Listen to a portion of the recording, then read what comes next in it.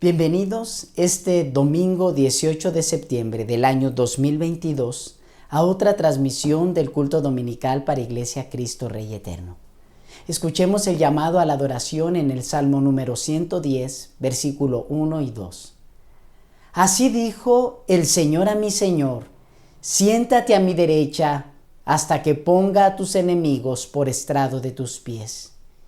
Que el Señor extienda desde Sión el poder de tu cetro, domina tú en medio de tus enemigos. Preparemos nuestros corazones para escuchar la predicación, entonando los siguientes cantos.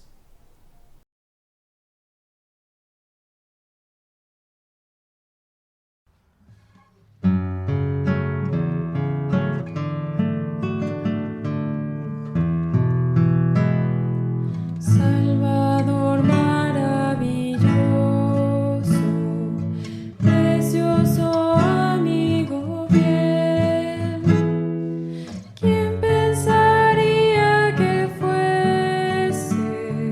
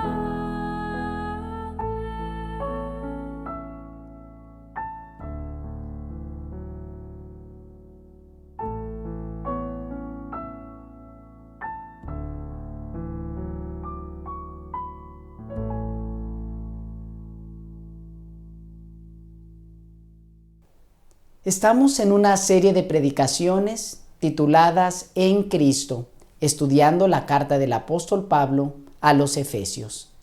La predicación el día de hoy se titula Una oración sincera y la lectura la encontramos en Efesios capítulo 1, versículo 15 al 23. Lo más importante en este tiempo de predicación es lo siguiente, la lectura de la palabra de Dios. Escucha con atención. Dice así: Por eso yo, por mi parte, desde que me enteré de la fe que tienen en el Señor Jesús y del amor que demuestran por todos los santos, no he dejado de dar gracias por ustedes al recordarlos en mis oraciones. Pido que el Dios de nuestro Señor Jesucristo, el Padre glorioso, les dé el espíritu de sabiduría y de revelación para que lo conozcan mejor. Pido también que les sean iluminados los ojos del corazón para que sepan a qué esperanza Él los ha llamado, cuál es la riqueza de su gloriosa herencia entre los santos y cuán incomparable es la grandeza de su poder a favor de los que creemos. Ese poder es la fuerza grandiosa y eficaz que Dios ejerció en Cristo cuando lo resucitó de entre los muertos y lo sentó a su derecha en las regiones celestiales, muy por encima de todo gobierno y autoridad, poder y dominio, y de cualquier otro nombre que se invoque no solo en este mundo, sino también en el venidero. Dios sometió todas las cosas al dominio de Cristo y lo dio como cabeza de todo a la Iglesia. Esta, que es su cuerpo, es la plenitud de aquel que lo llena todo por completo. Oremos. Padre, ahora que estamos delante de la exposición de tu santa y divina palabra, ruego que sean gratos los dichos de mi boca y las meditaciones en nuestros corazones delante de ti, roca nuestra y redentor nuestro. Amén. Es muy probable que recuerdes la última vez que pediste algo a Dios en oración. En muchas ocasiones, las oraciones se reducen a solo dame más, quiero más. Pero, ¿alguna vez has escuchado que alguien pida a Dios lo contrario?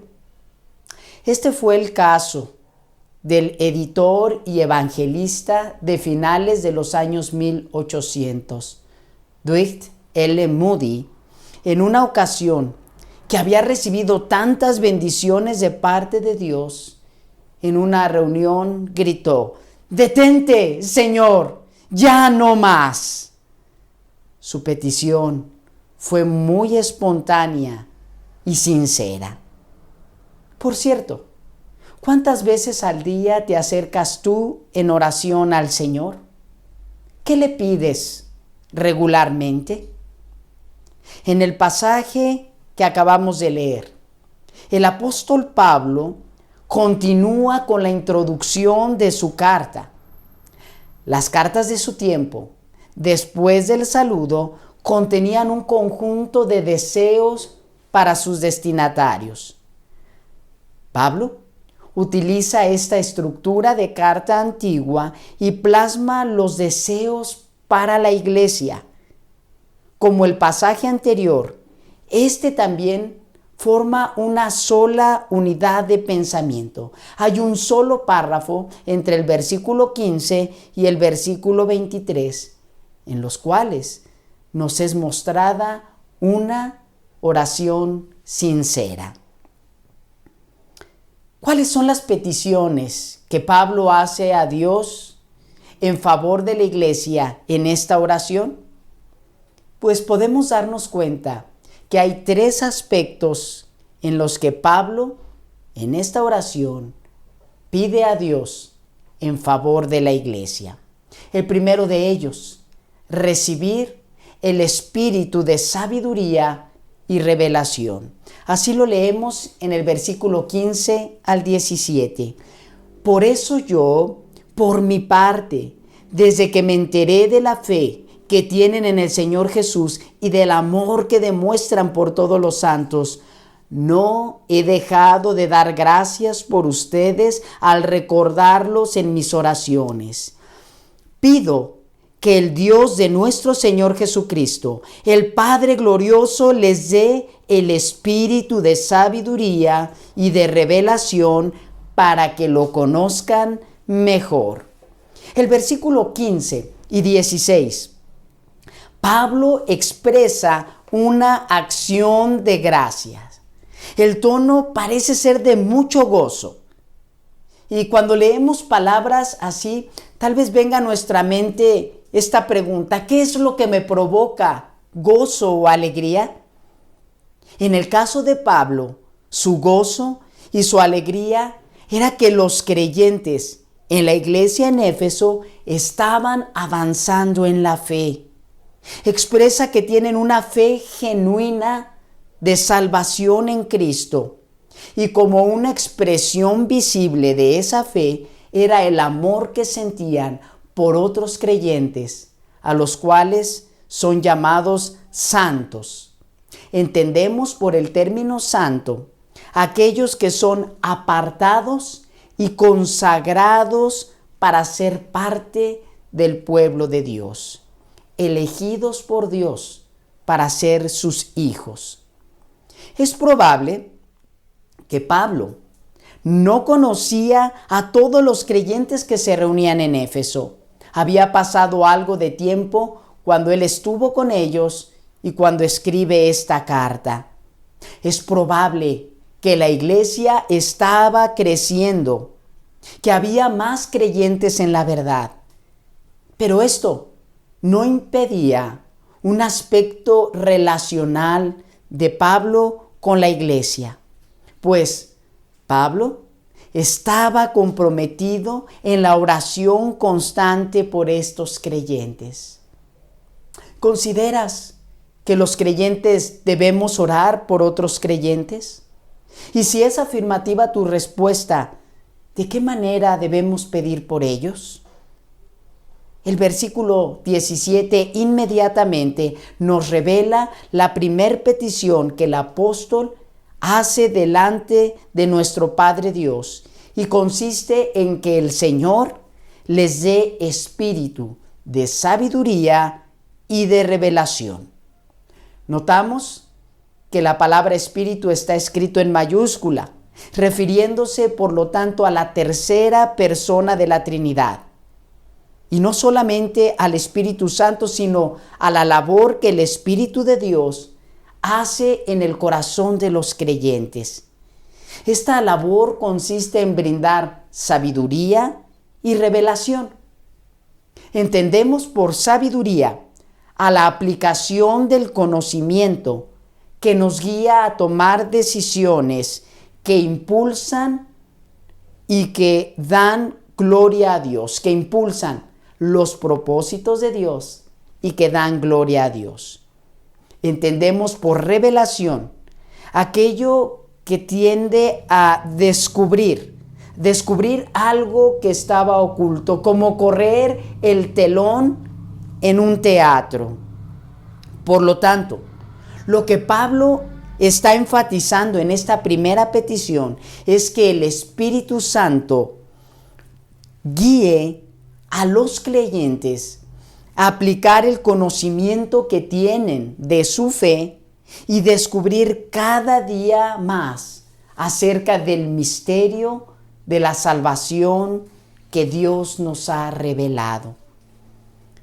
Parece que Pablo se refiere en esta primera solicitud a algo que los creyentes habían experimentado en el pasado.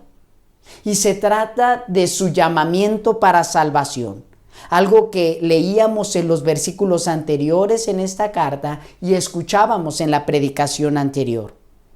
Este llamamiento impulsaría a la iglesia de Éfeso a conocer más de Dios, a tener hambre por conocer más de su Salvador. Un conocimiento que, por cierto, no sería solo de manera intelectual. Aquí la Escritura se refiere a un conocimiento experimental, a una realidad espiritual y de carácter personal. Conocer íntimamente desde el corazón a nuestro Señor y tener un encuentro con Él. Para esto se requiere una segunda petición que Pablo hace a Dios por la iglesia en Éfeso, y es recibir iluminación interior. Leemos versículo 18 y primera parte del versículo 19. Pido también que les sean iluminados los ojos del corazón para que sepan a qué esperanza Él los ha llamado, cuál es la riqueza de su gloriosa herencia entre los santos y cuán incomparable es la grandeza de su poder a favor de los que creemos. La versión Reina Valera 1960 menciona que sean alumbrados los ojos de vuestro entendimiento. En el tiempo de Pablo, la manera de iluminar un lugar oscuro era con fuego, por eso menciona alumbrando. Entonces entendemos que lo que Pablo escribe aquí es el efecto de aclarar algo que antes estaba oscuro. En este caso se refiere al interior del creyente. En nuestro interior necesitamos luz y esa luz solo puede ser encendida por Dios. Al encender Dios su luz, podemos comprender la verdad revelada por Él. Entre los filósofos griegos de esta época, ellos enseñaban diciendo: conócete a ti mismo, lo cual requería de una iluminación especial, alcanzable solamente por el esfuerzo en la reflexión interna. La enseñanza bíblica en este pasaje nos dice: conócete desde el conocimiento de Dios, es decir, por la iluminación del Espíritu de Dios en el interior del creyente es que llegamos a tener una alta estima, primeramente por la palabra revelada que nos muestra a Dios, así como el entendimiento de que en esta revelación escrita Dios nos otorga su promesa divina.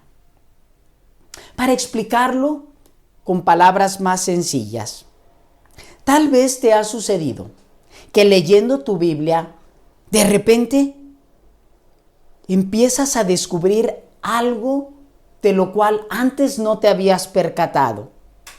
Un pasaje, un texto que habías leído muchas veces, pero en ese momento tiene un significado y una aplicación especial para ti. Que parece que las letras toman luz y nos muestran lo que necesitábamos en ese momento, sea paz, consuelo, gozo, fortaleza, palabras de ánimo. Todo esto es provocado por la iluminación de Dios en nuestros corazones. ¿Recuerdas algún pasaje o texto bíblico que ha tenido una gran relevancia para ti? Y si lo recuerdas, ¿cuál es ese texto? La iluminación interna provocaría en los creyentes efesios a comprender algo que está expuesto al final del versículo 18 y el versículo 19. Ellos comprenderían con esta iluminación del Espíritu que tienen una esperanza, que los creyentes tenemos una esperanza. Es decir, que adquirimos un motivo de ser, que vemos la vida no solamente pasar, sino con un propósito, que tenemos una razón de ser y de existencia, y que estamos ante la expectativa del cumplimiento del plan de Dios para nosotros. Un plan en el que por gracia fuimos incluidos. También comprenderían que dentro de ese propósito de ser, los creyentes de todos los tiempos conformamos la rica herencia de Dios, una herencia ganada por Cristo para nuestro glorioso Señor. Además, nos recuerda que tenemos una promesa en el presente. Es que el poder de Dios se sigue revelando a través de su iglesia, llamando a otros para salvación. La grandeza del poder de Dios es revelado en el Evangelio. Así lo dice el apóstol Pablo en otras de sus cartas, en Romanos capítulo 1, versículo 16. En la versión Reina Valera dice así: porque no me avergüenzo del Evangelio, porque es poder de Dios para salvación a todo aquel que cree, al judío primeramente y también al griego. El poder de Dios, el dunamis de Dios, se manifiesta rescatando, salvando a pecadores, de los cuales, como dice el apóstol Pablo, yo soy el primero. Y como escuchábamos en la predicación anterior, junto con esta salvación hay un paquete, un gran paquete, un paquete completo de bendiciones espirituales en el presente, en el hoy, para cada creyente. Por lo cual podemos decir, no necesitamos nada más, todo lo tenemos en Cristo. Ahora bien, no solo hemos sido llamados para ser receptores de su poder, de las buenas noticias de salvación. Además, se nos ha otorgado a la iglesia el privilegio de expresar el poder de Dios por medio de la predicación de las buenas noticias. Probablemente tú como yo tengamos ahora esta pregunta en mente: ¿cómo nos ha dado su poder Dios? Para que los efesios comprendieran esto, Pablo hace una petición más por la iglesia. Esta petición es recibir el poder de Dios en Cristo. Parte final del versículo 19 al versículo 23. Ese poder es la fuerza grandiosa y eficaz que Dios ejerció en Cristo cuando lo resucitó de entre los muertos y lo sentó a su derecha en las regiones celestiales, muy por encima de todo gobierno y autoridad, poder y dominio, y de cualquier otro nombre que se invoque no solo en este mundo, sino también en el venidero. Dios sometió todas las cosas al dominio de Cristo y lo dio como cabeza de todo a la iglesia. Esta, que es su cuerpo, es la plenitud de aquel que lo llena todo por completo. Estos versículos son un breve resumen, lo que la teología en la Biblia revela como la exaltación de Cristo. Nos da por entendido que Cristo había muerto, pero no se quedó entre los muertos, que el gran poder de Dios actuó en él de tal manera que fue levantado con poder. Luego, el Padre le sentó a su derecha en los lugares celestiales y dio a Jesús toda autoridad. Nos recuerda esto una promesa futura. Todo lo creado estará bajo su dominio y autoridad. Lo que había perdido nuestro representante, el primer Adán, en el jardín del Edén, es recuperado por nuestro segundo representante Adán, es decir, Jesús, quien con su obra redentora, con su obra en la cruz, nos dio la garantía del cumplimiento de esta promesa. Esa garantía fue su resurrección, y por medio de su muerte y resurrección, Jesús recobró, es decir, recuperó el dominio, la autoridad sobre la creación. ¿Qué aplicación entonces tiene esta oración de Pablo para nosotros? Bueno, nosotros, como la iglesia en Éfeso, necesitamos que el Espíritu de Dios nos revele su santa palabra, que ilumine nuestros corazones y que nos guíe a admirar la majestad de Dios que se manifiesta en esperanza, poder, gloria que junto con los efesios comprendamos que somos la herencia adquirida por Dios y que la iglesia somos llamados a ser el cuerpo glorioso de Cristo, que estamos unidos a Cristo, Él la cabeza, nosotros el cuerpo. Reflexionando respecto a la oración, Juan Calvino escribió: sepamos entonces que nadie se prepara debidamente para la oración, sino aquellos que están impresionados con la majestad de Dios, que se dedican a ella libres de todos los afectos y efectos terrenales. Es muy probable que al redactar esta oración sincera, el apóstol Pablo tenía en mente un fragmento de la profecía de Isaías. Nos dice Isaías capítulo 11, versículo 1 y 2. Del tronco de Isaí brotará un retoño, un vástago nacerá de sus raíces. El Espíritu del Señor reposará sobre él, espíritu de sabiduría y de entendimiento, espíritu de consejo y de poder, espíritu de conocimiento y de temor del Señor. Este texto era una profecía del Mesías prometido. Este texto apunta a Jesús y es por medio de Jesús que hemos recibido, la iglesia, la petición de Pablo en esta oración.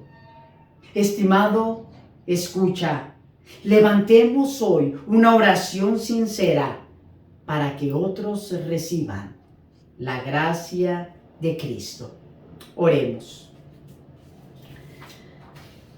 Padre, al acercarnos a su santa presencia en oración, lo hacemos con total reverencia, reconociendo su gran majestad, su amor, su inagotable y perfecto poder revelado en la resurrección de nuestro Salvador, nuestro Señor Jesucristo, quien por su gracia nos redimió y nos ha dado de su Espíritu, que hoy nos revela su santa palabra.